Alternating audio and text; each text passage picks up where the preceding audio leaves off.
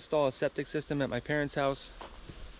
The septic line is going to come out that side of the building. It's going to hit a tank right there. It's going to go a little bit further and hit a douse box. And then there's going to be a D box.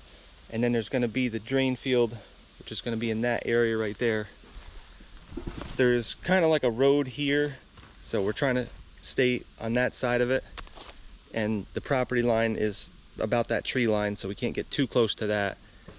And then over there, there's a boundary with that stone wall there, and there's some trees. We don't want to hit the roots. So the drain field corners is going to be like right there to right there to right there to right there. It's pretty small. The whole footprint of the drain field is only going to be about 32 feet by 31 feet. That's the technical specs. I might go a little bit more than that. And that's to the end of the tapers. So the actual drain field part, the main part of it, the raised bed absorption part, is going to be 16 by 15. It's pretty small for a 2-bedroom house. The soil here is not great. That's why we're doing a raised bed system.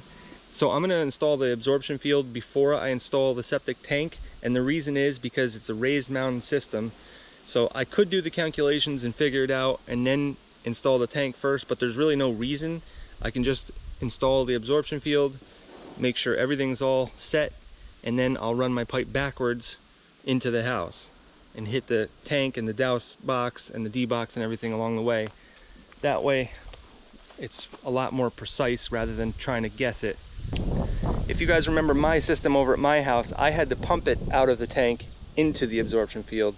So it was a little bit different because at that point, you can pretty much have any pitch you want at the absorption field because you're just pumping it. So whatever the tank is, if you're 2, 3, 4 feet off, it doesn't matter because it's just going to pump it. But in this case, everything is gravity drained, so we need to make sure that we have the right pitch. And a lot of guys would calculate ahead of time and put the tank in first, but there's just no reason to do that. I don't see any advantage to doing that. So we'll just get going with the field. I'm going to set some corners right now, and then we're going to rough it up with the teeth on the bucket. And we're going to leave all the vegetation, just rough it up. That's what they say on the plans.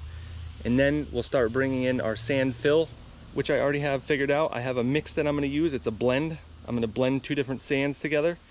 So we'll get into that in a little while, but for right now, let's get the 4 corners and get this roughed up and ready for the trucks.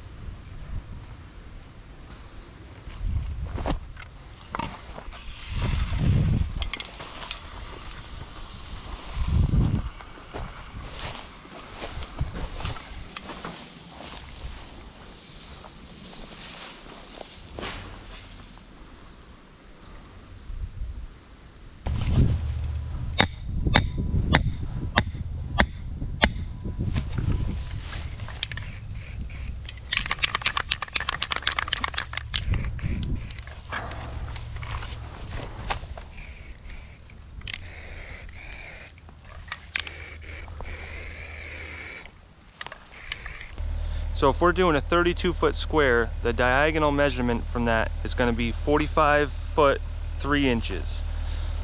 So I'm just going to put this right on that, make a nice little circle,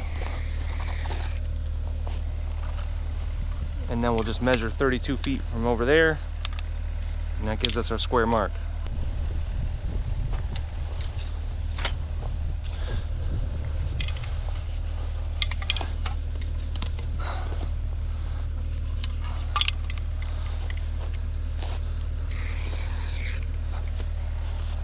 So now we know that is our exact square dimension.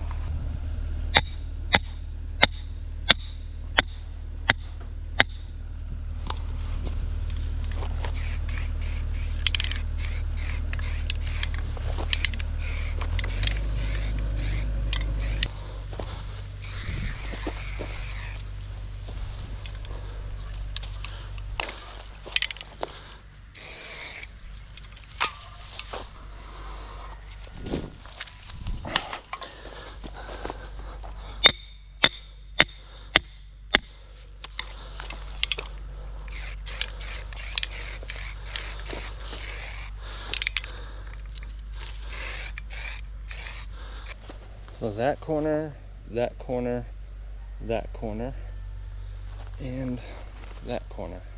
32 by 32.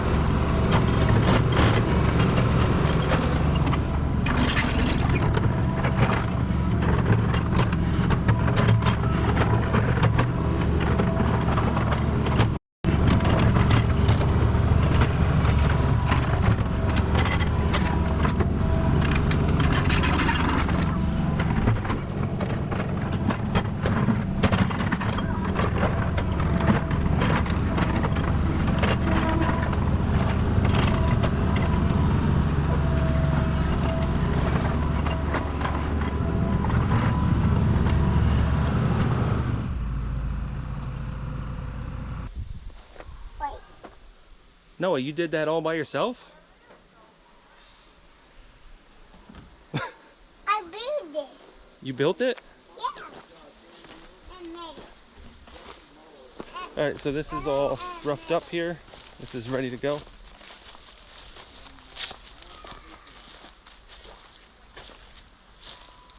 is that noise?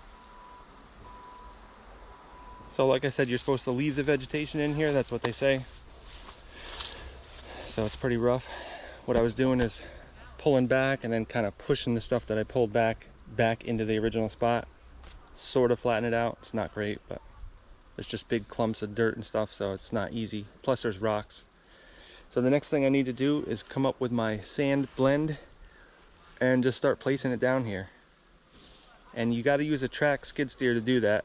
You can't use a wheeled skid steer. It's too much pressure on the tires. My track skid steer is only about 5 psi, so that's well within the limits. Because you don't want to compact this back down. That would sort of defeat the purpose of what you just did. By yourself. No, you built it, remember? You just did it. How did I did it? I don't know, magic.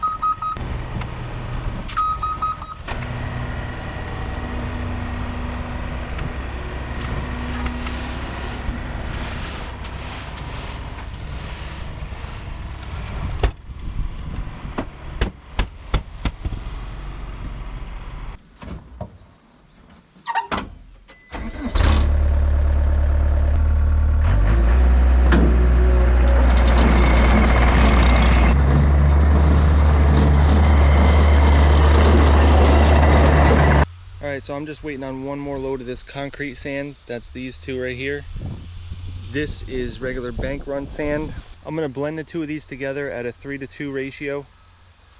Last time I was doing a 1-to-1 ratio and it perked out pretty good because you're supposed to have 1 inch per 5 to 20 minutes of drop on the perk. So if you go back and watch the video about my septic, I'll leave a link in the description below just so you can see. I did a perk test on the different types of sand, and this sand is too clean, so you'll get a lot less than 5 minutes per inch with that. And this sand is too silty, so it'll take a lot longer than 20 minutes. So it needs to be between 5 and 20 minutes for a 1 inch drop after it's saturated, which means after it's stabilized. So I'm not going to do the perk test this time because it takes a long time to do that. You got to let everything saturate.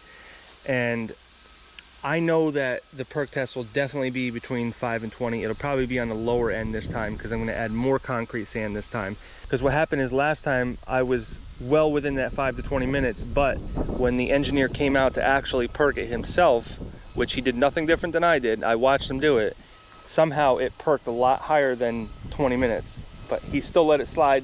It was still acceptable because everything's a little bit oversized anyways. So that was fine, but I don't want to really face that again. When he comes here to perk this, I want to be well within that 5 to 20 minutes. So we're going to do 3 buckets of the concrete sand to 2 buckets of the bank run sand. And also what's different this time is this bank run sand is much cleaner than it was before. So we'll probably be on the lower end of that 5 to 20 minutes, which you're not supposed to be under 5 minutes, but in my mind, being a little bit under 5 minutes is a lot better than being an hour, which is kind of what it was before.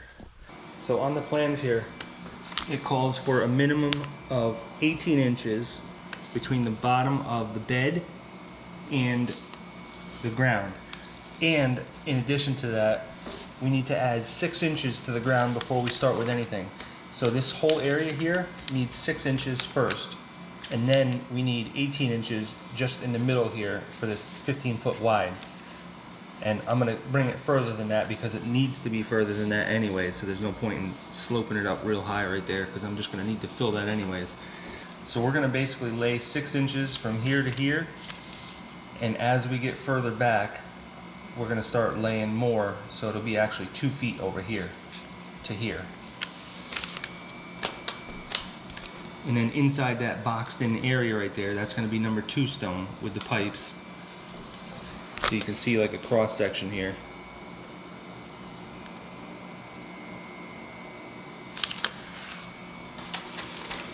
So that's what it's going to look like when it's done. So just to give you an idea, this is what my mound looks like a little over a year later.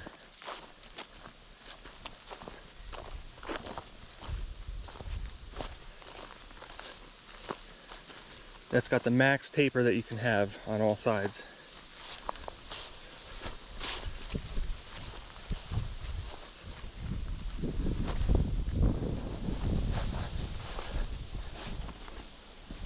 So it's not like the prettiest thing in the world, but it's not the ugliest thing either.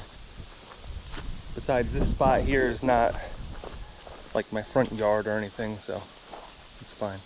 And that pond is lined, otherwise you'd never be able to have it that close.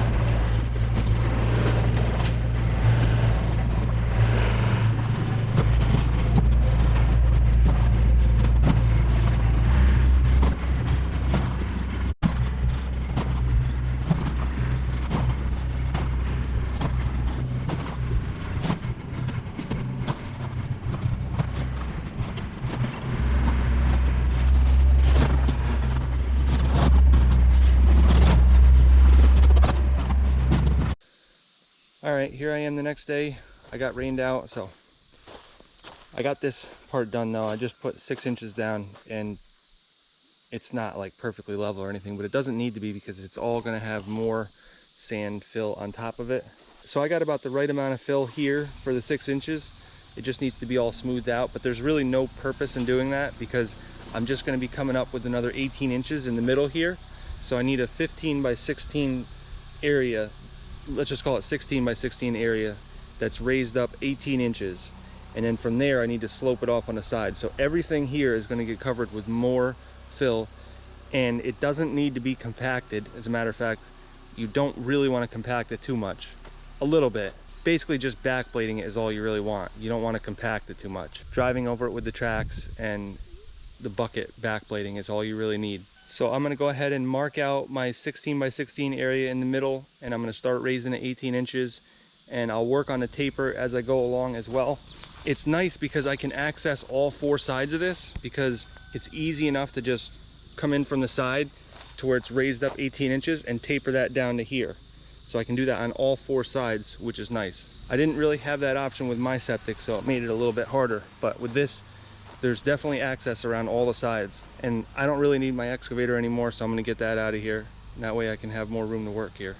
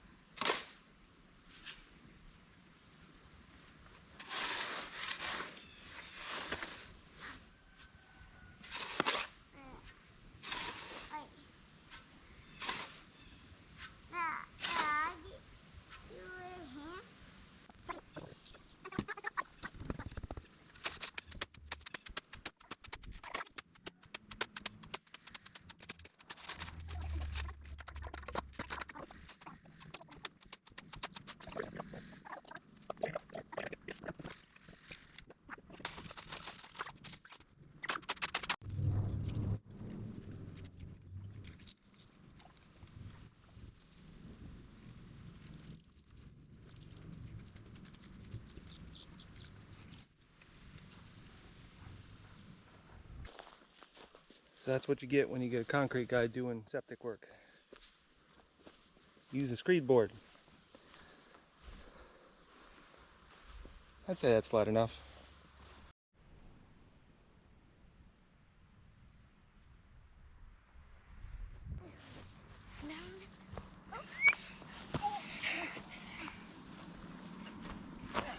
You see that? You don't what? You see the slide? Watch. Dad, watch.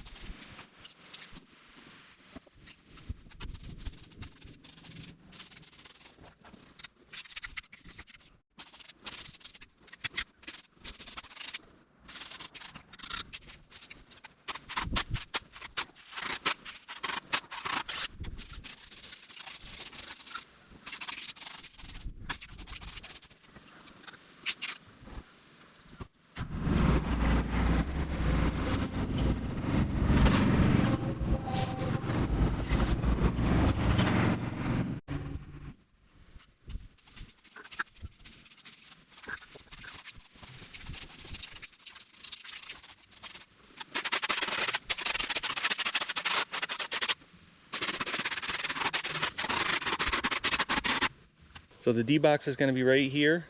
There's going to be 3 laterals going off of it. 1 right in the center and 1 on each side. 5 foot on center from the D-box. The headers are solid pipe. And then it's going to be 11 foot of run. And then another 5 foot of header. 5 foot of header. 11 foot. 11 foot. So it's pretty small when you think about it. Not a lot of pipe. Just not a lot of surface area here. But I guess that's the advantage of using a stone base like this, because the whole thing acts as the absorption bed instead of like infiltrators where only the infiltrator acts as the bed.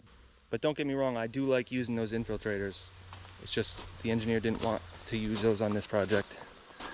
I think it keeps the footprint down though, so that's good, because we don't have a lot of space here. The property line's over there, there's a bank over there, the house is there, and we need the septic tank and the douse box, and there's a road right there. So there's really no room to go any which direction here.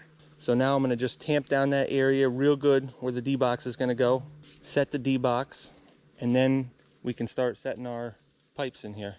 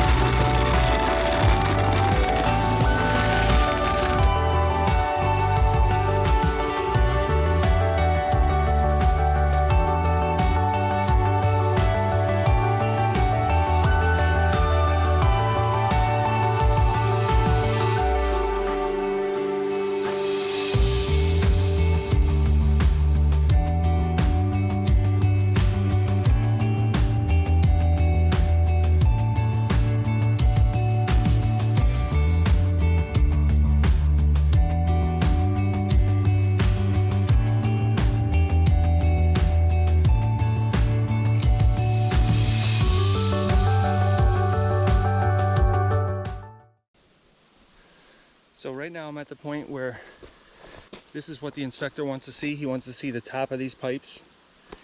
This still gets another 2 inches of this number 2 stone on top of this, and then it gets fabric, and then it gets topsoil on top of that. But he wants to see it before I do that. So the bed area needs to be 18 inches outside of this pipe on all 4 sides. So I got that. Now I need to bring up my taper up to that point so that it's level, and then it needs to taper down. And that's it for the septic fill. And then on top of that, it gets a mound of topsoil. So I can have no more than a 3-to-1 ratio on the taper here. So I got to do some calculations to figure out how far out I need to go, but I know it's going to be a little bit past where I staked out already. But what's nice is now I have a reference where I need to bring that fill to. Just to the top of that stone right now, all the way around. So that's an easy reference while you're on the machine. You can easily tell where you need to be. And then it just needs to taper down from there to the stakes.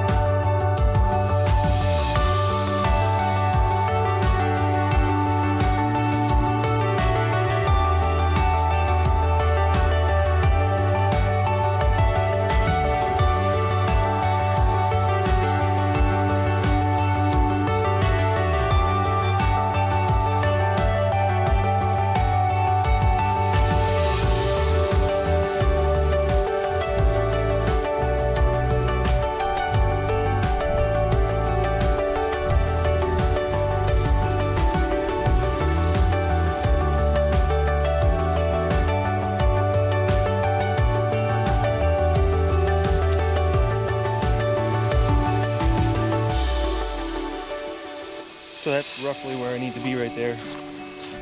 It's good enough for inspection anyways.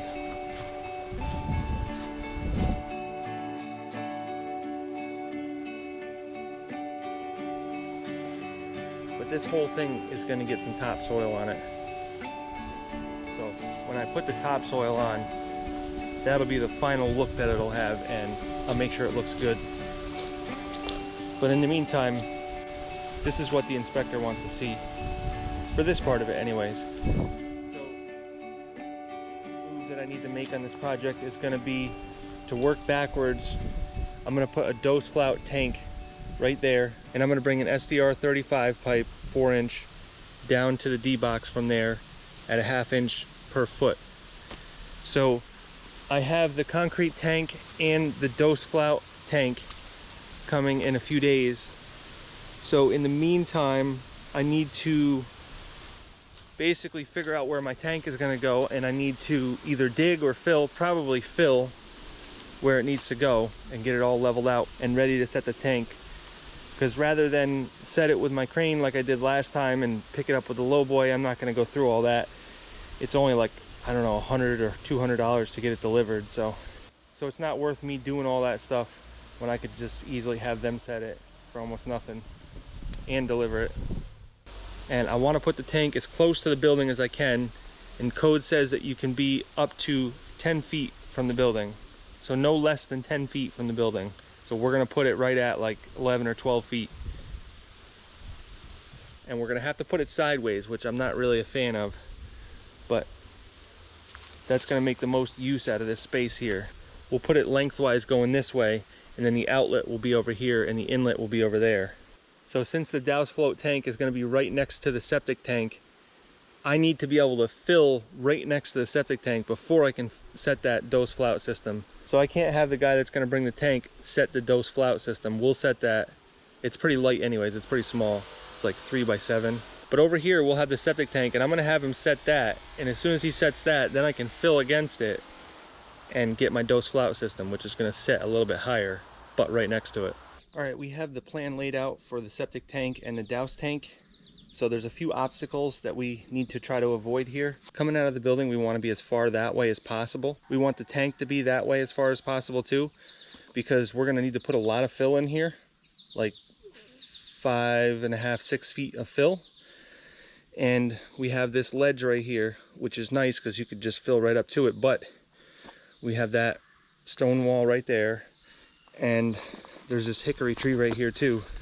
So we can't just like fill the whole thing, because that tree would die and then it would fill in that stone wall there, which my mom did a lot of work to make that better. So we don't want to be too close to there. So we're going to have the fill taper down, and there's going to be like a little bit of a swale there. So we can't have the tank too far this way. We want it this way as far as possible. At the same time, my dad is going to have geothermal pipes coming out of the corner there. So we can't be too far that way, because then we'll have to disturb it later to put those geothermal pipes in coming out. He's going to come out with the pipes and go that way with some loops probably in that field over there. So we have our boundaries going this way. So what we decided was we're going to come out right there, come out about 11 feet, and then the tank's going to be going this way. So we're going to come in the side of the tank instead of the front, which you can do. They usually have a knockout on the sides. So we'll come into it there. The tank will go that way. As long as we can fit an excavator right there and dig for that geothermal pipe, then that's fine. So the tank is almost 9 feet long. So I got it marked out here. Comes over here, ends right here. And that's where we need to get to eventually, but we need to hit the douse box first. So we're gonna come out from the tank 2 feet, do a 45, come over to here, another 45, and then come into this douse box, which you can see outlined right here. It's 3 by 7 for the douse box. We need 1/8 inch per foot slope from the tank to the douse box, and then from the douse box to the D box, we need a 1/2 inch per foot slope, which is bare minimum. They actually wanted more than that, but we settled on a 1/2 inch per foot. Right here where the septic tank is going to go, I only need to dig down about 1 foot, and then I'm going to put about 6 inches of stone. I'm going to use number 2 stone underneath of it. So both tanks are going to be here tomorrow morning, but right now I just need to dig out this area about 1 foot deep. I'll laser it out and get my material in it and get it ready for the tank.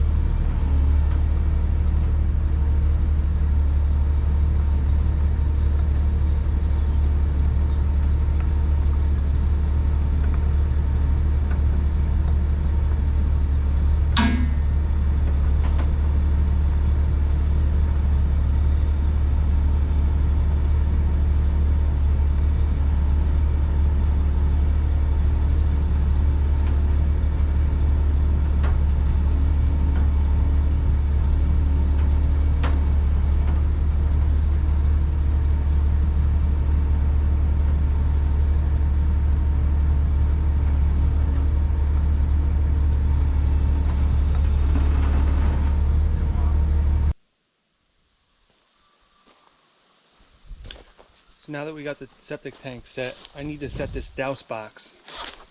And I'll show you guys later how this works. But for right now, I need to raise the ground up quite a bit from the outlet on that tank to the inlet here. So I need to come up with about 2.5 to 3 foot of fill. So we're gonna use some number 2 stone because you don't really have to compact it when you put it down. But I don't want to mound it up where I need it because I'll just end up using a whole lot of it. So I'm gonna fill in the sides with dirt first and use that to fill in the middle just underneath of the box.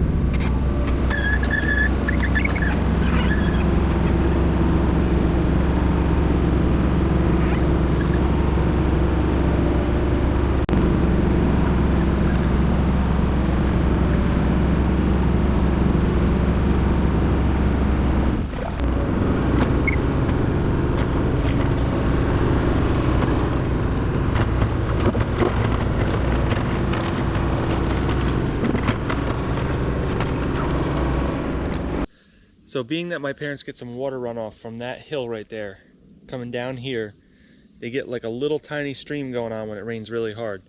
So it's really easy for me to put some pipe in right here and bring the water out that way. Right now I have easy access to here. This is all gonna have fill up above that septic tank. So there's gonna be a massive amount of fill here. But right now it's easy enough to just slip a pipe in there, bring it out over there, and then they can run their gutters in from over there, and they can catch some of the water coming off the hill.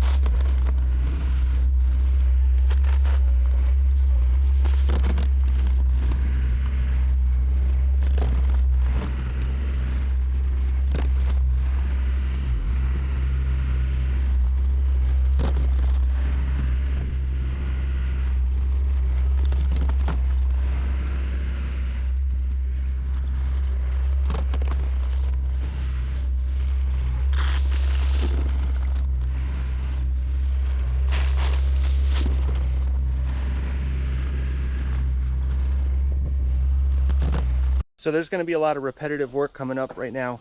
But before I get into a big time lapse, let me just sort of explain what's going on here. Obviously, this is not very typical to have a septic tank that's buried pretty much at ground level, and then this one above ground level. So the biggest thing we need to remember here is that I can't just place a bunch of this fill on the ground and hope to put pipes on it and then those pipes don't settle. That's not going to happen.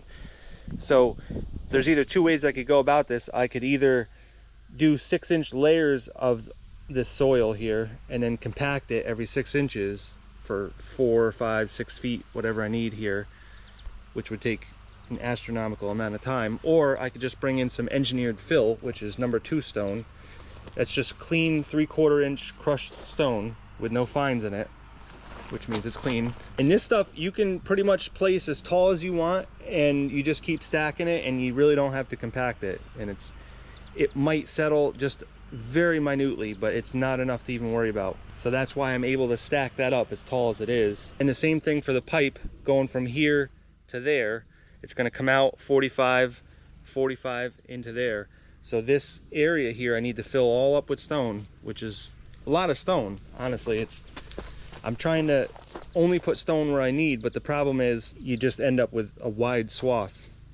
So I'm trying to bring in fill, and then you put in stone, and then you put more fill, and then more stone. That way the stone doesn't fall down.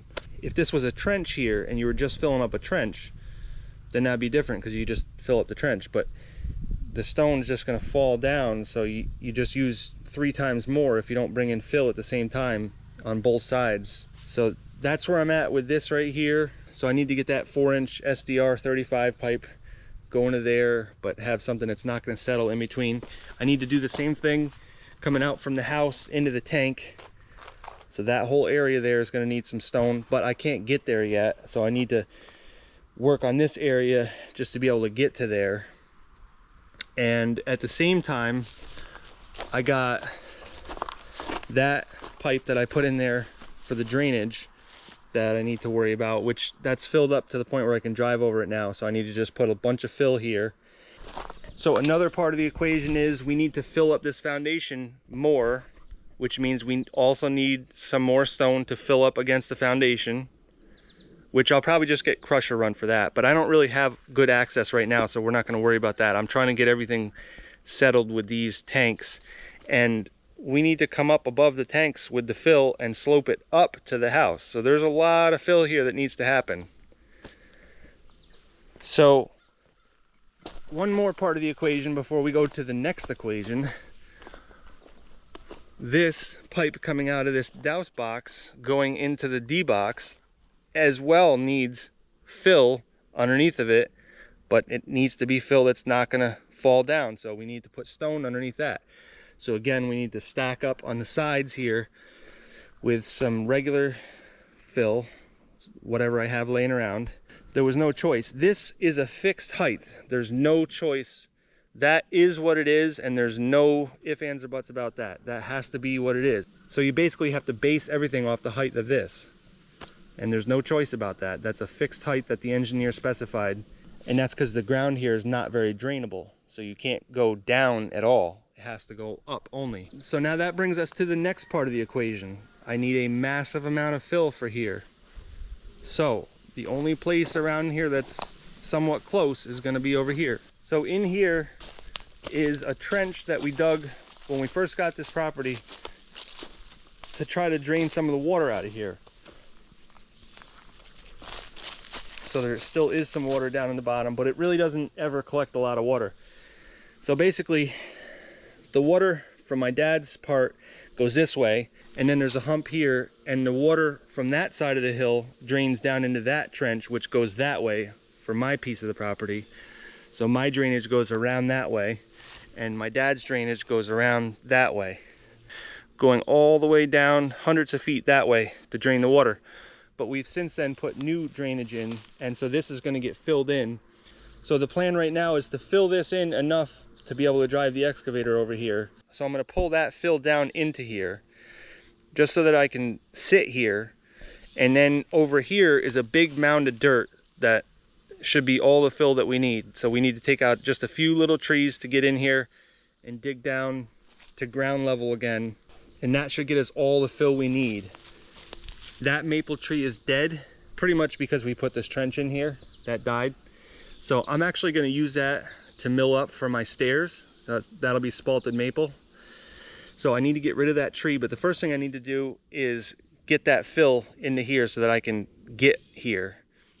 And my excavator is so big that I need this area to be able to swing around, because otherwise I'm hitting trees as I'm swinging around. So once I fill this in, I can sit here, dig from here, swing over and put it there, and then the skid steer can take it from there over to where we need it. There's going to be hundreds of yards coming out of here of fill. So I'm going to just get it as far that way as possible. But I need to get myself situated with a nice little pad here. So I hope all that makes sense. There's a lot going on here, and I wish I could do it a different way where we weren't spending massive amounts of time getting fill, but it is what it is. And it's not worth bringing a dump truck over and filling that up and bringing it over. It's too short of a distance for that. And one thing I need to keep in mind is that I need to do this in a way where I can still access things later. So in other words, I need to access that foundation. So I can't stack up on the side of that tank so much that I have no access to over there. I need to do things strategically so that I don't lose access to places. And in some ways, as I'm going along and filling in things, I'm actually gaining access to places. But I just need to keep in mind that I don't want to lose access to other places. So that's it for the rambling. So now we're going to do a bunch of time lapses, and I'll show you guys in a much faster motion how this is going to happen. And by the way, the goal is to not take out any more trees than I need to over here, and that's kind of why we're doing things the way we are. Because I could easily just come in here and avoid this trench and just start digging, but I would need to take out all these trees to do that. So I don't really want to take out anything more than I need to. And so therefore, that's why I got to get involved in this trench, filling it in, and then I can work.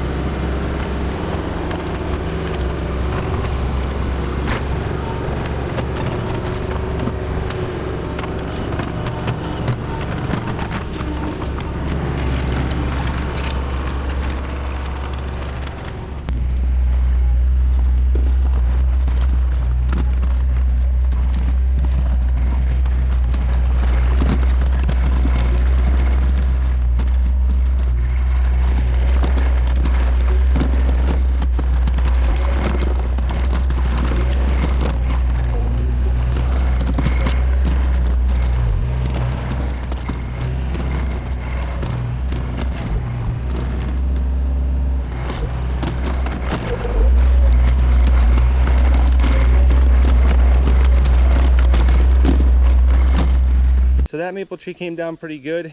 The only problem is it's not usable at all. I'm not going to be able to use that for my stairs. I was going to make up some 2x12s for stair treads, but that stuff is so punky.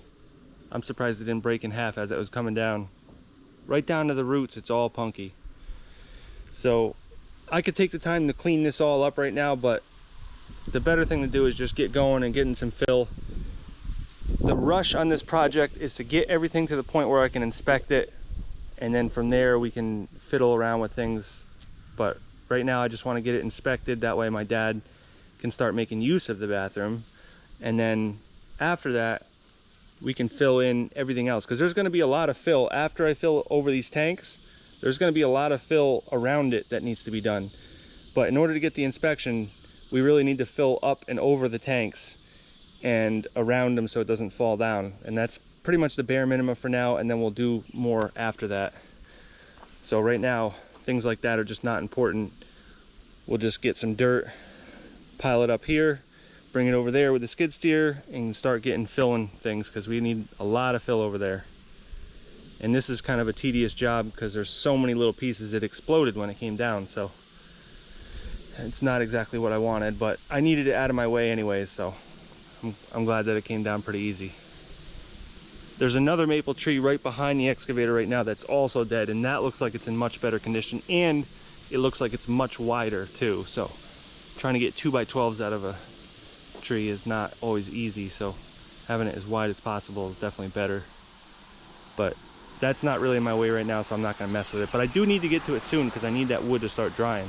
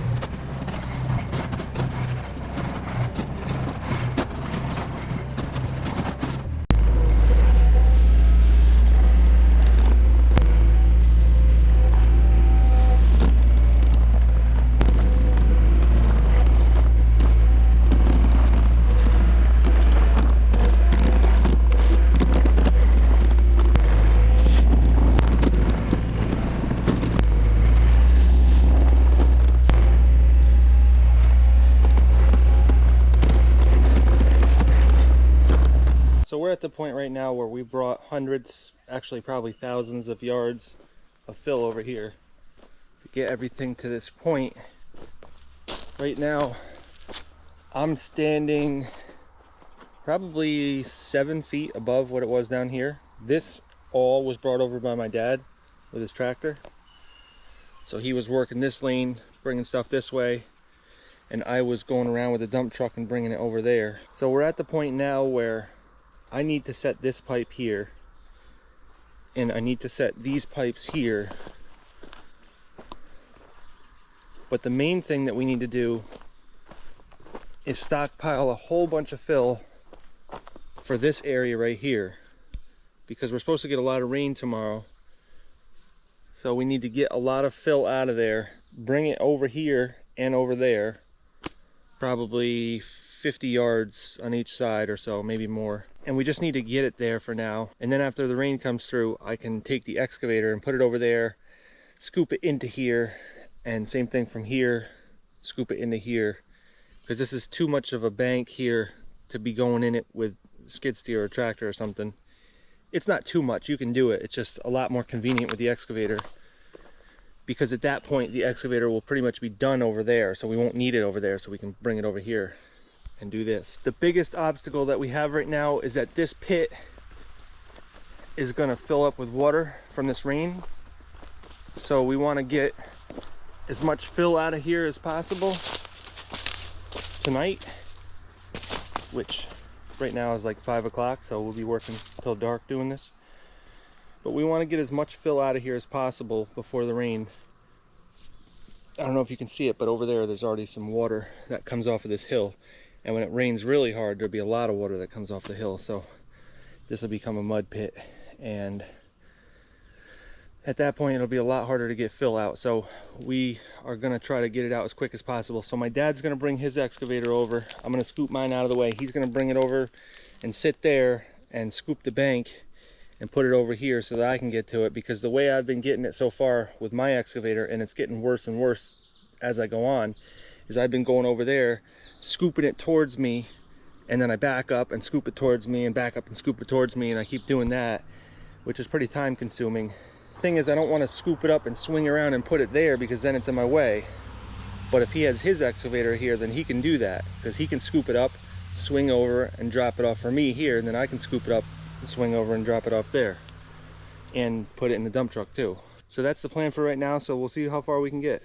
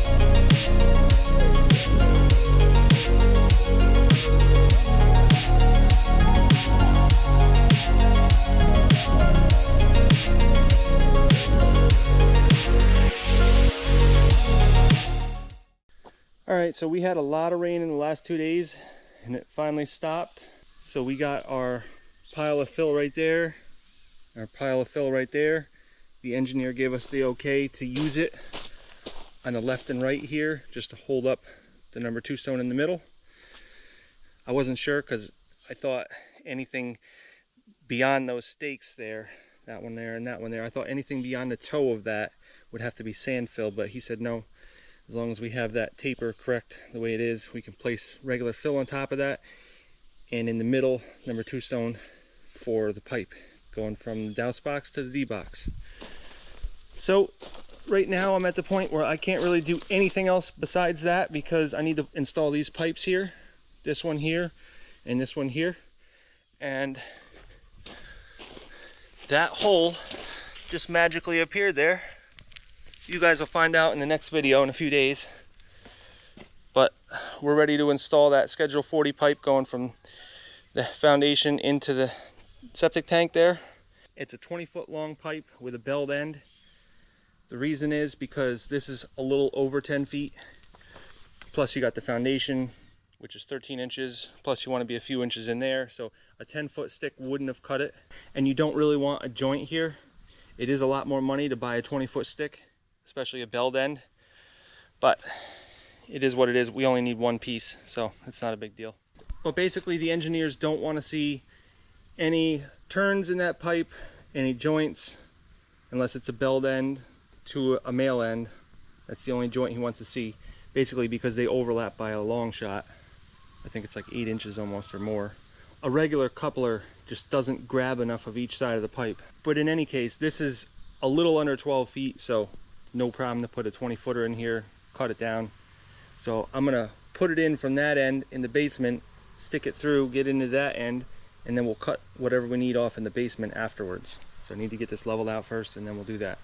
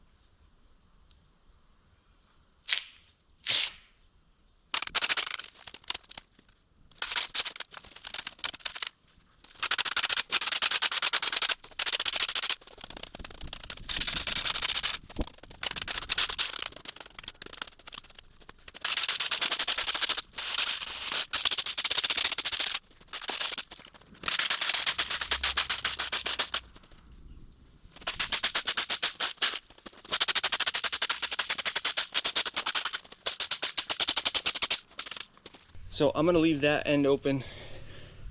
What we're gonna do is cut a chunk of foam around all 4 sides of that pipe, and then use some great stuff, expanding foam inside of the wall. Put as much of that in as we can, let it dry, and then cut it flush with the concrete, and then we'll waterproof that. Otherwise, if you try to waterproof the outside of this, water can still come from underneath up and then go in through the pipe. Not likely, but it's a belt and suspenders approach to doing this, because after you waterproof the inside without the foam there, then you put more expanding foam over top of that, cut that flush with the outside of the ICF wall, and then waterproof that as well. And on the inside, we'll do the same thing, the 2-step process there. But for right now, this enables me to fill up and over this tank and all around this area. We need to come up another foot over here and taper it down. That side's pretty much done. My mom made this little wall around this tree to keep it alive, and then we'll fill around it with number 2 stone to keep the water flowing and the air able to get to the roots and stuff. And then we'll fill that up, and it'll go a little bit taller than it is right now, and then we can fill this area in here. I know it doesn't show up that good on camera, the depth perception doesn't show up that well, but we need to be above that pipe too. And in general, we'll just get this whole area done here. And let me set this pipe here right now while I'm at it, and then we can get everything here. And then all we have to work on is that, and we're done.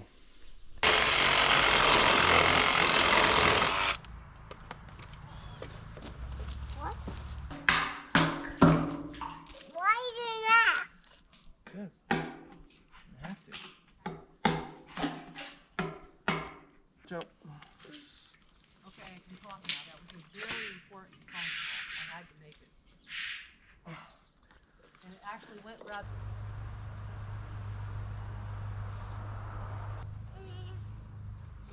Nothing.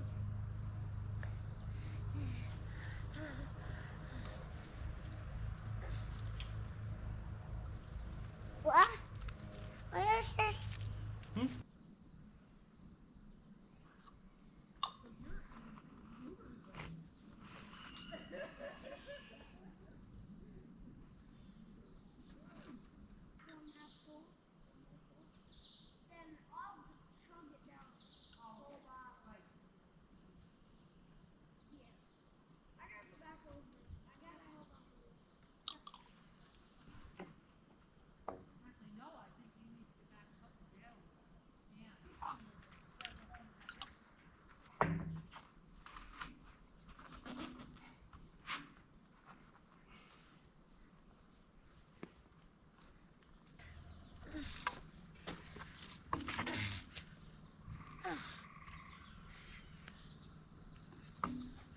All right, perfect. You ready to help me bury it? Again? Yeah, we're gonna bury this. Why? Relax over you. No, we'll just get there. See?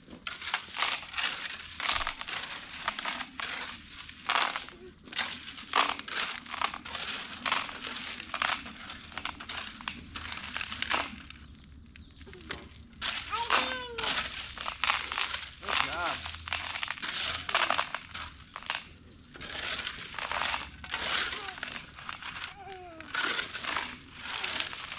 Well, good job. You never need help. All the time. I help you dig it all the time. So, let me go get more dirt. Let me go get more. Let me go get more dirt. Okay. I'm not tired.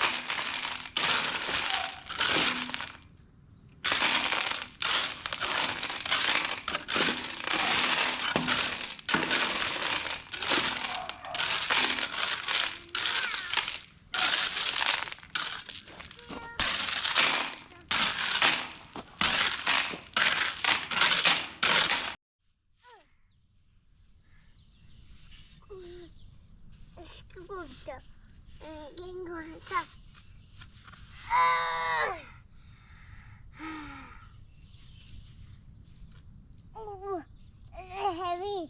Oh, yuck. I can't do it. I see an arm. Oh, you have to do it in a shovel. Ah! Ah!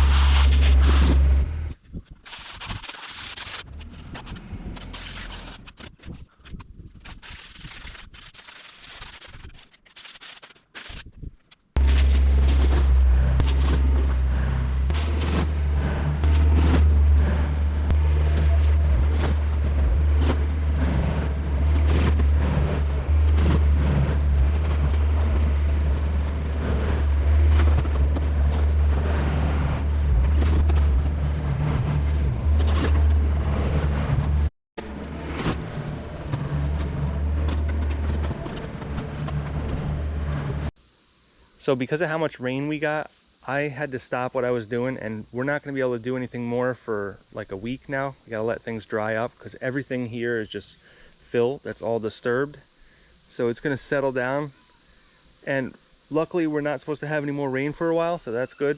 And next week I can continue doing work here and fill over these tanks, and I could put the topsoil on top of that and mound it up and plant some seed on it, grass seed. But one thing I did accomplish is the engineer came over this morning and inspected this, and everything turned out fine with that. We did a perk test and it came out to 2.5 minutes per inch of a drop on it, which was perfect. That's exactly what we needed. It was right in the middle because you're supposed to be between 1 and 5 minutes per inch. And I was mistaken when I said before that it was supposed to be 5 to 20 minutes. It's actually supposed to be 1 to 5. So it was good. 2.5 minutes was perfect.